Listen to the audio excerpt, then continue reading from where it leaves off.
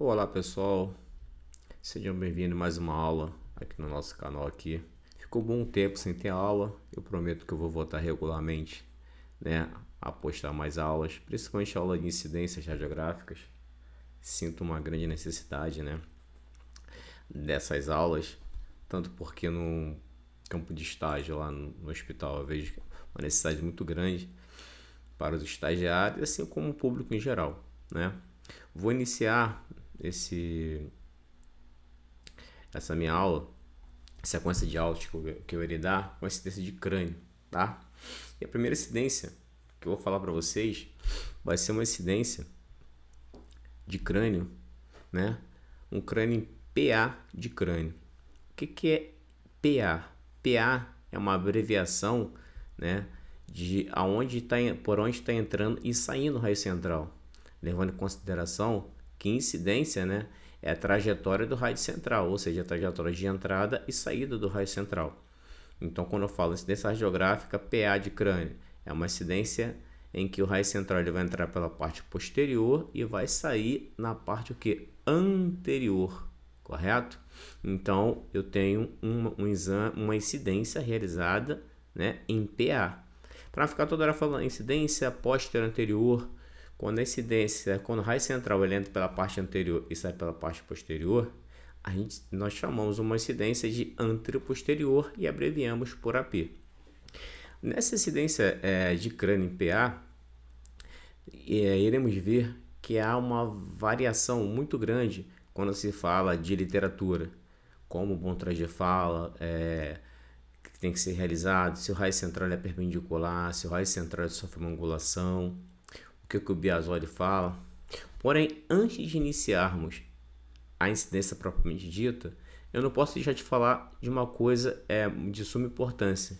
São as linhas de reparo do crânio que vão nos levar a dizer que se aquela incidência ela vai ser feita, né, com raio central perpendicular, com raio central angulado.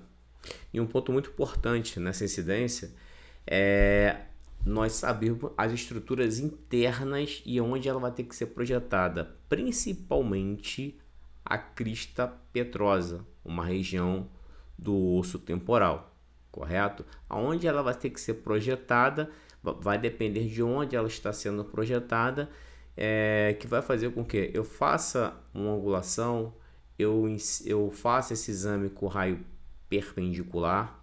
Antes de tudo, a gente tem que saber que linhas são essas. Então, para a gente fazer um exame de crânio, né, a gente estudamos algumas linhas, chamamos de linhas de referência, né? São várias linhas de referência craniofaciais. Eu vou falar só de duas específicas que nós mais utilizamos nesses exames, tá?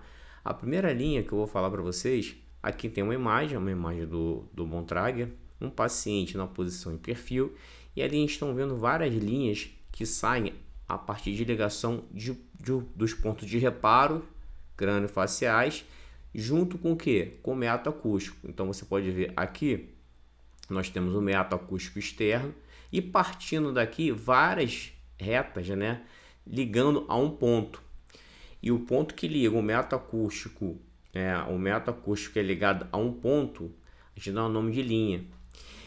Tem várias linhas aí que nós estamos vendo, mas hoje eu vou falar só de duas específicas. A primeira linha que eu vou falar de referência é a linha órbito meatal, abreviado como LOM, né? Todo mundo chama de LOM, mas é linha órbito meatal. É uma linha, né, que ela é localizada entre o canto externo da órbita, a margem lateral da órbita, até a MAI. O que é a MAI? Meato acústico externo, abreviado. Essa linha é de suma importância para vários posicionamentos de crânio, não somente em PA, mas também na incidência de Towner, ou chamada de reversão, incidências para nós estudarmos tanto a mastoide, para nós estudarmos mandíbula. Então essas linhas, duas principais, a linha órbito meatal e a linha infraórbito meatal, sempre vai estar nos estudos relacionados ao crânio ou na face, tá? Essa linha órbito meatal, ela também é chamada, né, por um outro topônimo, outro nome dela, chamado de linha meato-orbitária, também chamado como linha horizontal americana. Então, sempre quando vocês ouvirem falar dessa linha, seja ela como linha órbito-meatal, linha meato-orbitária ou linha horizontal americana, é uma linha que parte, né, do meato acústico até o canto, né, lateral da órbita. Há uma outra linha de suma importância, é a que todo mundo chama de LION, né? Nada mais é que a abreviação de linha infraórbito meatal, ou seja, uma linha, né, formada pela conexão do meato acústico externo, né, a parte inferior da órbita, né? Região inferior da órbita. Essa linha é de suma importância, representando pela seta vermelha. Essas duas linhas são de suma importância na realização dos exames. Por quê? A gente vai ver daqui a pouco. Tanto quanto a linha órbito-meatal, a linha infraórbito-meatal recebe outros nomes também. Ela é conhecida como linha da base de rede, linha antropológica, linha horizontal alemã, linha infraórbito-meática ou linha de Frankfurt. Todos esses nomes para dizer que é uma linha, né, que liga o meato acústico à parte da borda inferior aqui da órbita, tá? Por que é importante? Porque eu destaquei somente essas duas linhas. Eu destaquei essas duas linhas, por quê? Porque elas formam, visto na imagem, as duas formam um ângulozinho, tá? E esse ângulo que elas formam é de suma importância, porque depende de qual linha nós estivermos trabalhando, a gente vai ou não fazer uma angulação no meu cabeçote, né? Que as pessoas chamam de ampola, mas a ampola que está ali dentro. Então, quando eu tenho um cabeçote, é quando eu tenho isso aqui, né, que está aqui, ó, isso aqui é uma ampola de raio-x. Quando eu tenho essa ampola de raio-x, claro, inutilizado, dentro de um invólucro metálico. Quando eu tenho ela dentro de um invólucro metálico, eu tenho o que? Eu tenho o cabeçote. Então, e ali no cabeçote a gente tem um aparelhozinho chamado de goniômetro, que serve para medir o que? Essa angulação que nós fazemos. Vamos ver agora qual é a diferença, né, dessas linhas, desses ângulos formados, melhor dizendo. Porque o Biasoli, ele fala que a gente tem uma angulação. O Montarget, a gente fala que a gente tem outra angulação. Isso confunde muito, né? Tanto para a gente fazer uma prova, tanto para a gente fazer uma entrevista de trabalho, se tiver uma prova também, prova de concurso, o nosso dia a dia. Então vai variar muito quem a gente acompanha. Eu quero ter um livro do Biasoli, eu quero ter um livro do Bontrager. Os dois são, sim, os que estão lá em cima, né? São duas referências para a gente muito boas de serem utilizadas, tá? Tanto faz um ou outro. O importante é quando você realizar a incidência, você realmente saber como aquela incidência, aquela imagem radiográfica tem que estar ali. O contraste, quais são as estruturas, se a angulação está correta, como, se eu errar, onde eu errei para me poder repetir e saber fazer aquela incidência novamente correta. Vamos ver agora a angulação que é formada, né, entre essas duas linhas, tá? Segundo o Bontrager, tá? O Bontrager fala que é o seguinte: existe um ângulo formado de 7 a 8 graus entre a linha infraórbito-meatal e a linha órbito-meatal, tá? Mas ele só utiliza 7 graus de diferença. E segundo o Biasoli, ele fala que esse ângulo formado, esse aqui, esse ângulozinho aqui, ó, aqui forma um ângulo, tá? Aqui a gente forma um ângulozinho, ó, entre a linha órbito-meatal e a linha infraórbito-meatal. Para quem quiser chamar de LON ou LION, tá? Para gravar, mas é a abreviação de linha órbito-meatal, a LON, e a abreviação de linha infraórbito-meatal, a LION. Então a gente forma um ângulozinho aqui, ó. Aqui é formado um ângulozinho, tá? Esse ângulo formado, segundo o Bontrager, de 7 a 8 graus. Porém, ele só utiliza 7 graus. E pelo Biasoli, ele fala que são 12 graus que é formado, né, um ângulo formado entre essas duas linhas, tá? A incidência de crânio, de PA de crânio, ela tem algumas utilidades. A gente pode estudar ela para para o crânio, a gente pode estudar ela para a face, podemos estudar ela mais para o quê? Para o seio da face, para a mandíbula. Então, ela é uma ciência assim, que tem variações, né? E que podemos estudar várias estruturas. Aqui a gente vai estar falando do crânio propriamente dito, e a gente faz alguma referência ao seio da face, aos ossos da face, tá? O PA de crânio recebe também outros nomes. PA de crânio é conhecido como método de Caldwell, frontonaso, occipito frontal ou um PA de crânio, tá? Aí você pode ver um paciente que está em decúbito ventral, né? A gente pode ver que ele está encostado, né, com a região frontal na mesa de exames. Quando ele se encontra dessa maneira, vocês podem ver aqui, ó, tem uma linhazinha aqui, ó, a linha que vai do metacúsculo até a borda lateral da órbita. A linha órbito-meatal está perpendicular. Então, o segundo bom trajeto, quando eu faço esse exame com a linha órbito-meatal perpendicular ao receptor de imagem, o que acontece com isso? O meu raio central ele tem que sofrer uma angulação. Mas para que essa angulação que o raio central sofre? A gente vai ver mais para frente. Existe uma estrutura que eu falei que é a crista petrosa, que ela se localiza aqui, ó, onde fica o óculosinho. Aqui tem um ponto de reparo chamado TIO, T-I-O, TIO, topo de inserção da orelha. Então aqui aproximadamente fica a crista petrosa. No entanto, quando a gente vai posicionar o paciente, a gente coloca as mãos aqui para a gente saber aonde a gente pode projetar ou não essa crista petrosa. Para o exame PA, né, de crânio, essa crista petrosa ela tem que ser projetada para dentro do terço inferior da órbita, né? Com isso, eu consigo, se for por exame para ossos da face, se for para o seio da face, então posicionar meu paciente em decúbito ventral, né?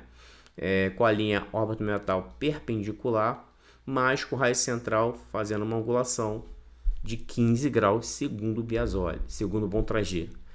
O Biasoli, ele não pede para você trabalhar com a linha órbito-meatal perpendicular, não. Ele pede para você trabalhar com a linha infraórbito-meatal, ou seja, você não vai encostar a testa, né? Às vezes as pessoas chegam, encosta a testa, levanta a testa, encosta só a pontinha do nariz, encosta a pontinha do queixo. Então, a gente aprende sempre assim, né? São esses linguajares que a gente aprende. Mas quando a gente está colocando a testa no receptor de imagem, né? A gente está colocando a linha órbito-meatal perpendicular ao receptor de imagem, né? Quando a gente coloca o nariz no receptor de imagem, a gente está colocando a linha infraórbito-meatal perpendicular ao receptor de imagem. Tem isso na tua cabeça de vocês, tá? Até porque quando a gente vai fazer um processo seletivo ou a gente vai fazer uma prova de concurso, sempre cai os nomes técnicos, tá bom? Então, esse exame é para ver fratura do crânio, como é para o crânio, fraturas do crânio, processos neoplásicos, doença de Pager, tá? A realização desse exame aí, para essas doenças acima, se for para crânio, tá? A gente pode fazer com o paciente em decúbito ventral. Mas, Alessandro, eu quero estudar um exame e vou fazer, tô com pedido médico ou cai na prova que esse exame, se fosse para seio da face. Se for para seio da face, nós não fazemos esse exame em decúbito ventral da maneira que mostra aí. Mas por que, Alessandro? Porque a gente quer verificar quando é exame seio da face, como aqui nós temos ossos pneumáticos areados, nós queremos ver níveis hidroaéreos. Para níveis hidroaéreos, nós não fazemos, né, essa incidência com o paciente em decúbito ventral. Fazemos com esse paciente sentado ou em ortostático, tá? Segundo o Bontrager, você faz uma flexão, né? O paciente vai estar em decúbito ventral, plano médio sagittal coincidindo com a linha da mesa. A gente vai fazer vai flexionar, né, o pescoço até que a linha, aí a gente vai flexionar, ou seja, quando a gente faz a flexão, a gente coloca o frontal, a testa, tanto no book moral como na mesa. Mas a gente não está fazendo isso, a gente como eu falei anteriormente, quando a gente faz isso, a gente traz a linha órbito metal perpendicular ao receptor de imagem. Com isso, o raio central, segundo o Montragé, você vai ter que fazer uma angulação de 15 graus caudal, entrando no occipital e saindo no násio, tá? Então, para o Bontrager, 15 graus caudal saindo no násio, tá? E o segundo Biasoli? Segundo o Biasoli, a gente faz essa incidência com a linha infraoptometal perpendicular ao receptor de imagem. É o mesmo que a gente aprende no nosso dia a dia, que a gente tem que colocar a ponta do nariz no receptor de imagem. A gente não está colocando a ponta do nariz, a gente está trazendo a linha infraoptometal perpendicular no receptor de imagem, tá? Caso o paciente não consiga realizar, trazer a linha, você fazer uma extensão, né, até que a linha infraoptometal esteja perpendicular, você também pode fazer esse exame com a linha órbito metal perpendicular no receptor de imagem. É a mesma coisa que colocar a testa. Coloquei a testa, eu trabalhei com a linha órbito metal perpendicular. Só que para isso você faz uma angulação de 12 graus, né, podálico. Vocês podem ver também que a angulação mudou. Por que a angulação mudou? Porque a gente sabe que as literaturas, ambas, elas têm uma divergência, né? Quando se fala entre a linha órbito-metal e a linha infraorbital-metal. O Bontrager fala que é 7 a 8 graus, mas sempre utiliza 7. E o Biasoli fala que são 12 graus formados, como mostrado no slide anterior, que formam um ângulozinho entre a órbito-metal e a infraorbital-metal. Então, se você estiver usando, depende da linha que você vai estar usando, você pode ou não fazer uma angulação. Para esse exame, segundo o Biasoli, se você trabalhar com a linha infraorbital perpendicular ao receptor de imagem, o raio central ele vai entrar no occipital de forma perpendicular, paralela a essa linha e vai sair no násio. Agora, se você trabalhar com a órbita metal perpendicular, você fará uma angulação de 12 graus para obedecer o seguinte: o ângulo formado entre a linha infraorbital e a órbita metal. Mas, Alessandro, para que isso? Para a gente jogar o que eu falei para vocês, a crista petrosa ser projetada no terço inferior da órbita. Então, quando eu sei que eu fiz o meu exame correto, né? Segundo o Bontrager, quando eu fiz esse exame corretamente, né? Quando eu usei a angulação correta, quando eu fiz a flexão do meu pescoço correto, quando a crista petrosa ela ser projetada, né? No terço inferior da órbita. Então, esse exame vai estar correto, tanto a flexão correta como a linha de referência correta, quando a crista petrosa ser projetada no terço inferior da órbita, segundo o Bontrager, tá? Agora, segundo o Biasoli, ele fala a mesma coisa, só com palavras diferentes. O Biasoli fala o seguinte: as bordas superiores da parte petrosa do osso temporal devem ser projetadas no terço inferior da órbita. Dá no mesmo, tá?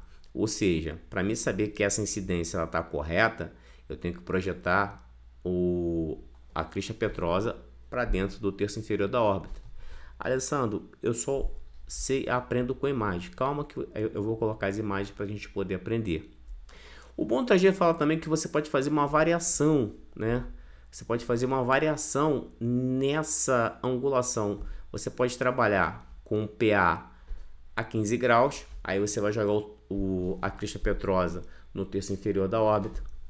Ele pode falar que você pode fazer, Bontrager, pode fazer um PA de 20 a 25 graus e você pode fazer um PA, né?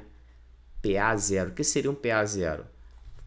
Trabalhando com a linha ou como a gente costuma fazer do dia a dia. Eu vou usar a linguagem do dia a dia e a linguagem técnica para vocês. Quando eu trago a testa encostada no receptor de imagem, eu estou com a órbita metal perpendicular no receptor de imagem. Quando eu coloco a ponta do nariz, né, no receptor de imagem, aí eu trabalho com a linha infraorbital. Façam essa associação para depois vocês começarem a falar o nome técnico correto. Fica mais fácil para vocês. Então ele fala o seguinte: eu posso fazer, né, esse PA, né, a 15 graus caudal. Eu vou ver a asa maior e a asa menor do esfenóide, osso frontal, fissura orbital superior, seios frontais, etimoides anterior, margens supraorbitais e crista Gary quando fizer a 15 graus, tá? Eu posso fazer também isso também com um raio central de 25 a 30 graus de caudal. Quando eu fizer isso, o que eu vou fazer? Eu vou ver, além das estruturas citadas num PA a 15 graus, eu vou ver o forame redondo, adjacente de cada margem infraorbital. As fissuras orbitais superiores também são visualizadas. Por que isso? No próximo slide eu vou ter essas imagens para você e cada incidência correspondendo a cada angulação. Então vocês vão ver quando eu faço um PA de crânio de 25 a 30 graus, eu projeto agora, eu não vou projetar mais a crista petrosa no terço inferior da órbita, eu vou projetar elas para baixo, né, da órbita. Com isso eu consigo ver toda a minha órbita sem sobreposição de nenhuma estrutura. Isso serviria um exame se fosse utilizar para órbita, tá? E eu posso fazer também esse exame também quando eu falo PA a 0 grau. O que seria um PA a 0 grau? Primeiro que o bom traje ele fala para trabalhar com a linha órbito-metal. No nosso dia a dia, a testa encostada no receptor de imagem. Com isso, eu vou fazer o seguinte, o raio central não vai sofrer nenhuma angulação, ele vai incidir de forma perpendicular. Esse exame eu consigo visualizar crista Gary, condutos auditivos internos, seio frontal, seio timoidal, crista petrosa, asa maior e menor dos fenóis e o dorso celular também, quando eu faço essa incidência, tá? Essa incidência desse PA a 0 graus pelo Biasoli recebe um nome específico, tá? Quando eu faço isso no Biasoli, essa incidência a gente chama ela de transorbitária occipito frontal ou transorbitária PA de crânio. Um exame bilateral, né, que serve de rotina para estudo da mastóide ou das orelhas que ele fala, né? Esse exame também, ou seja, esse exame de crânio com a linha órbito-metal, com a testa encostada no receptor. É até feio falar com a testa, mas é só para vocês fazerem a associação. Repetindo mais uma vez, quando você está com a testa encostada no receptor de imagem, a gente está com a linha órbito-metal perpendicular ao receptor de imagem. Guardem isso na cabeça. A testa encostada, linha órbito-metal perpendicular ao receptor de imagem.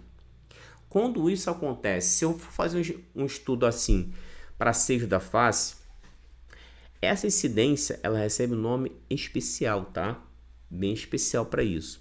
Então, esse exame, essa incidência pode ser realizada, né, como complementar para o estudo de seio da face. Sabendo valer que para exame de seio da face, a gente vai com o paciente, ou o paciente ele vai estar deitado, ou o paciente vai estar em ortostático. No estudo complementar, tá? Complementar, porque a rotina para seio da face é um PA em frontonaso e um PA em mentonaso e um perfil. Se eu fizer uma incidência com raio central a 0 grau, para complementar essas três, eu vou estudar o seio esfenoidal. Nesse caso, para seio da face, em que eu vou estudar o seio esfenoidal, com uma incidência complementar de um PA a 0 grau, ela recebe o nome específico, segundo o Biasoli, tá? Ela passa a ser chamada, tá, de incidência, tá, de Granger, tá bom? Incidência de Granger.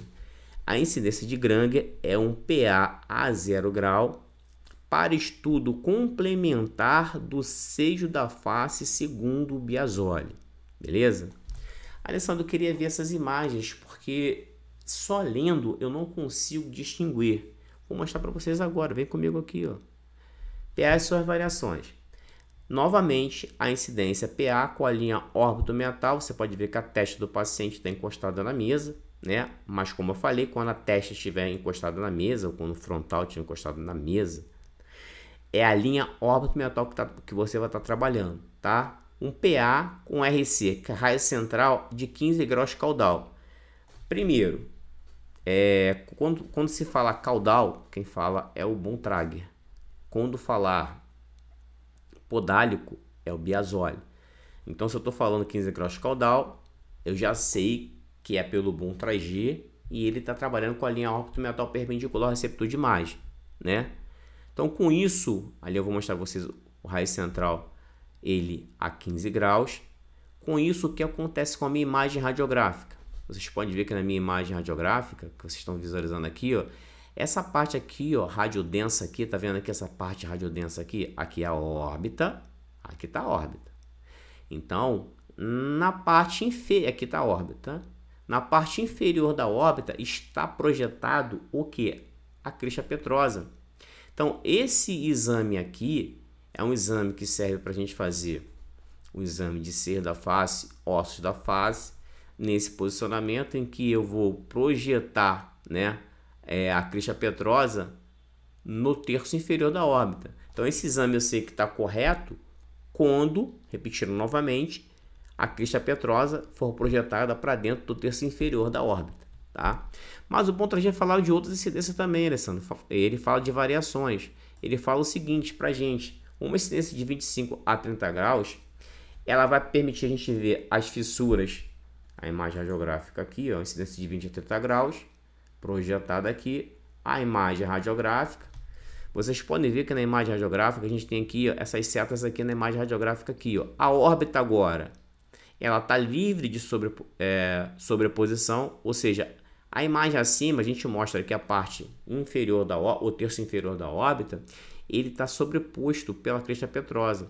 Só que quando eu faço uma incidência de 25 a 30 graus, eu projeto agora essa crista petrosa abaixo, bem abaixo, né, das órbitas, mostrando essas órbitas aqui, ó, livre de qualquer, de toda a crista petrosa.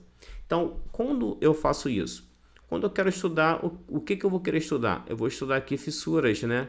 Eu consigo ter uma boa visualização mostrada pelas setas aqui, ó, do forame redondo e da região da margem inferior da órbita, sem sobreposição da crista petrosa.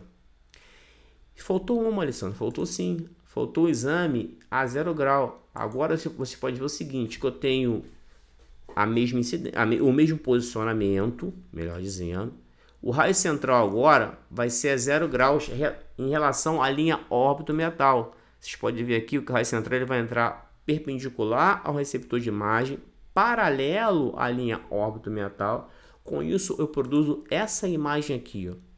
Vocês podem ver agora, nessa imagem que vocês estão vendo agora, nessa imagem aqui, ó, eu vejo o que? A órbita toda sobreposta, né, pela região petrosa do osso temporal.